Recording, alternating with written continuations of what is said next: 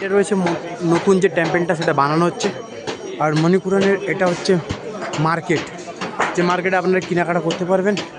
এবং টোটাল এখানে যে পাহাড় ও প্রাকৃতিক যে সৌন্দর্য এখানে রয়েছে আপনারা এখানে দেখতে পারবেন। পুরো মার্কেট রয়েছে এখানে।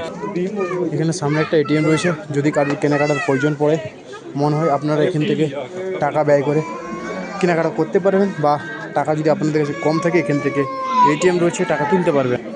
আমরা আবার এই নিচের যে আন্ডারগ্রাউন্ড যে রাস্তা রয়েছে এখান থেকে বাইরের দিকে বেরিয়ে যাব।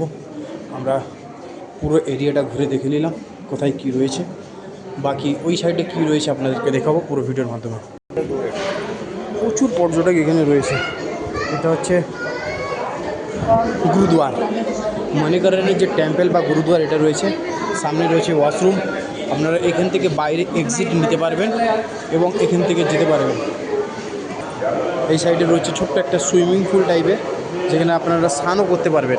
এই সামনের থেকে বেরিয়ে যাব মণিপুরানের যে টেম্পল যা গুরুদুয়ার রয়েছে, এখানে ভক্তদের তোরে খাবার ও সবজি রান্না তৈরি করা হয়। তা সামান এখানে সামগ্রী এসে পৌঁছে গেছে।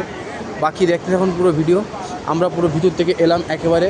আর এই সামনের যে দৃশ্য আপনাদের নাজারা, যদি আপনারা না আসেন আপনারা ভাবতে পারবেন না এই জায়গাটা কত রূপ সৌন্দর্য সাজিয়েছে।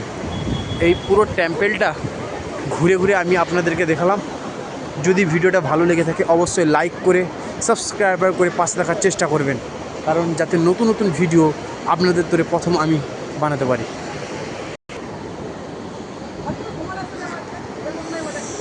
সামনে রয়েছে টেম্পল, প্রচুর পরিমাণে পর্যটক এখানে ভিড় করে আছে। যে টেম্পলের সামনে যে সিন, এই সাইডে কি রয়েছে, এই সাইডেও একটা গুরুদুয়ার রয়েছে।